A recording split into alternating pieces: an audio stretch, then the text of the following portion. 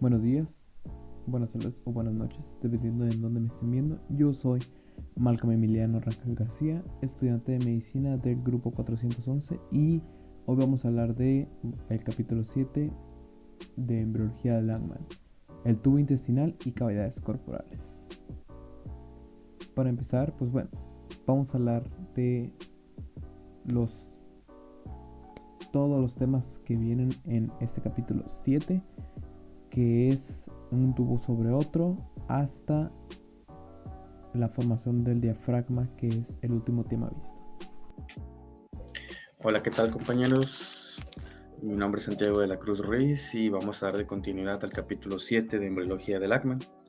Vamos a dar introducción a lo que es el tema del tubo intestinal y las cavidades corporales. Y pues vamos a comenzar a hablar sobre este primer tema que viene en el libro, que se llama Un tubo sobre otro. Y para explicar este proceso, pues vamos para allá. Durante este proceso, la capa ventral o el endodermo se pliega hacia abajo para formar el tubo intestinal. De manera simultánea, la capa superior ectodérmica del disco trilaminar forma la placa neural, que de igual manera se pliega hacia arriba para constituir un tubo y dar origen al encéfalo y a la médula espinal por medio de la neuralización, que ya lo vimos en anteriores, neurulación, que lo vimos creo que en el capítulo pasado, y sí está un poquito complicado con usted, pero bueno, como ya lo vimos, vamos a continuar. Así, de esta forma, el embrión a este paso queda constituido por un tubo ubicado sobre el otro, como dice el título, el tubo neural en la región dorsal y el tubo intestinal en la región ventral. El mesodermo mantiene unidas estas dos capas en el mesodermo de la placa lateral. Como ya habíamos visto, se divide en dos capas, la visceral y la parietal. La capa visceral comienza a enrollarse y se mantiene en contacto con el tubo intestinal. Una capa parietal junto con el ectodermo suprayacente da la creación de los pliegues de la pared lateral del cuerpo. Esto continúa avanzando. Estos pliegues continúan avanzando hasta encontrarse en la línea media y cerrar la pared ventral del cuerpo. Y pues esto vendría siendo lo que estamos tratando de explicar aquí sobre un tubo sobre otro, que como el tubo neural está en la región dorsal y como el tubo intestinal se encuentra en la región ventral, por eso es que se dice que está uno sobre otro. Para darle continuación, vamos a avanzar con nuestra siguiente diapositiva, que es la formación de la cavidad corporal. El mesodermo de la placa lateral participa en la generación de la cavidad corporal. La capa parietal somática del mesodermo de la placa lateral y el ectodermo suprayacente se denominan somatopleuras. La capa visceral es plácnica adyacente al endodermo que forma el tubo intestinal y que está en continuidad con la capa visceral del mesodermo extraembrionario que recubre el saco vitelino como tal, como lo podemos apreciar en la imagen que se ve por aquí abajito. Y continuemos, ¿no? La placa visceral es plácnica del mesodermo junto con la placa lateral y el endodermo adyacente. Se les denomina en conjunto esplacnopleura. El espacio creado entre las dos capas del mesodermo de la placa lateral corresponde a la cavidad corporal primitiva. O como en otro nombre que le podemos dar podría ser el celoma intraembrionario.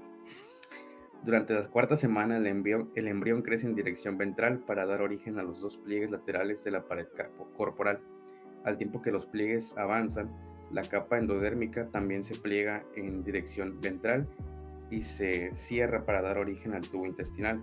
Al final de la cuarta semana de edad gestacional, los pliegues de la pared lateral del cuerpo se alcanzan en la línea media y se fusionan con lo que cierra la pared ventral del cuerpo. Este cierre se ve facilitado por el crecimiento de las regiones craneal y caudal, que hacen que el embrión se flexione adoptando la posición que muchos conocemos como la posición fetal, en la que el feto pues, se pone en una posición como si estuviera enrolladito. El cierre de la pared ventral completa es casi completa, salvo en la región en que se ubica el pedículo de fijación, que como ya sabemos, este es el que va a conectar directamente con la madre, que en un futuro se va a convertir en el cordón umbilical. Además, la región, el cierre del tubo intestinal, perdón, también tuvo un cierre completo, pero solamente en una conexión.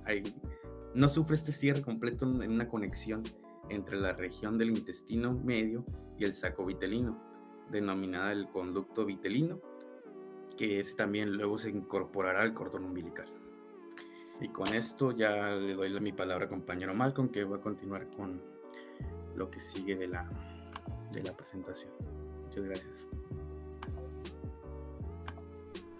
Unas células de la capa parietal del mesodermo de la placa lateral que cubre la pared corporal de la cavidad embrionaria toman características mesoteliales y dan creación a la baja parietal de las membranas serosas que recubren las paredes de las cavidades peritoneal, pleural y pericárdica.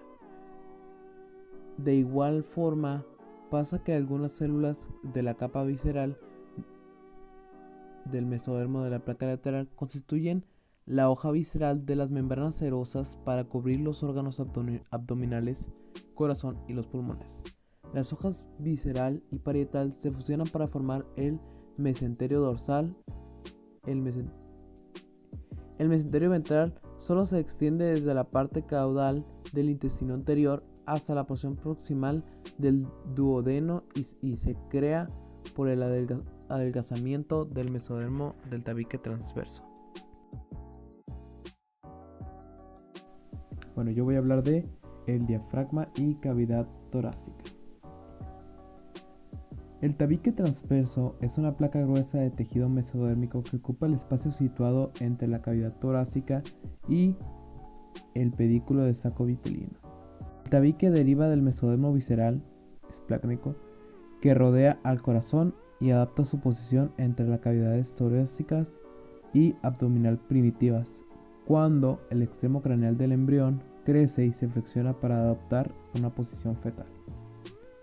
Este tabique no se separa por completo de las cavidades torácicas y abdominal, sino que deja una abertura amplia que son los conductos pericardio-peritoneales y se ubican a ambos lados del intestino anterior. Cuando las yemas pulmonares comienzan a crecer, se expanden en sentido caudolateral por los conductos pericardio-peritoneales. Como consecuencia del crecimiento rápido de los pulmones, el diámetro de dichos conductos se vuelve insuficiente y los pulmones comienzan a expandirse hacia la mesenquima de la pared corporal en dirección dorsal, lateral y ventral.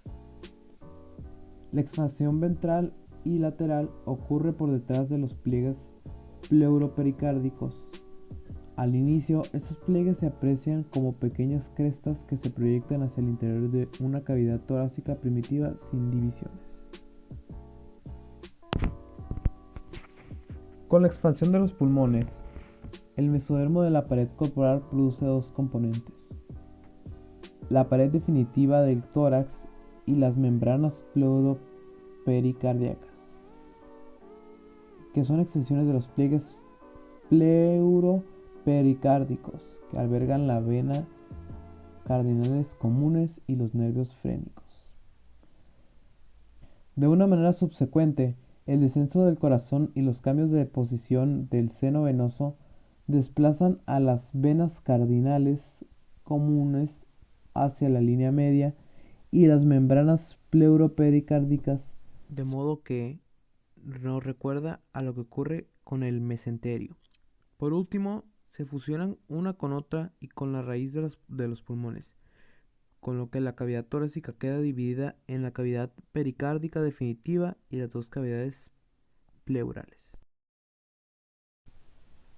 Ahora les voy a hablar de la formación del diafragma. Si bien las cavidades pleurales están separadas de la cavidad pericárdica, se mantienen comunicadas con la cavidad abdominal, peritoneal, por medio de los conductos pericardio-peritoneales. Al avanzar el desarrollo, la abertura entre las futuras cavidades pleural y la peritoneal queda cerrada de manera parcial por estructuras con una configuración de media luna. Los pliegues pleuroperitoneales que se proyectan al interior del extremo caudal de los canales pericardio-peritoneales. Para la séptima semana, los pliegues se adelgan. Para la séptima semana, los pliegues se adelgazan para dar origen a las membranas pleuroperitoneales, que crecen en dirección medial para fusionarse con el mesenterio del esófago. Gracias a esto, forman los pilares del diafragma en torno a la aorta. Las membranas pleuroperitoneales siguen creciendo hasta fusionarse una con otra y cubrir por completo el tabique transverso. La región central de estas membranas fusionadas da origen al tendón central del diafragma, en tanto su periferia constituye el tejido conectivo que funge como andamiaje y guía para los mioblastos en migración.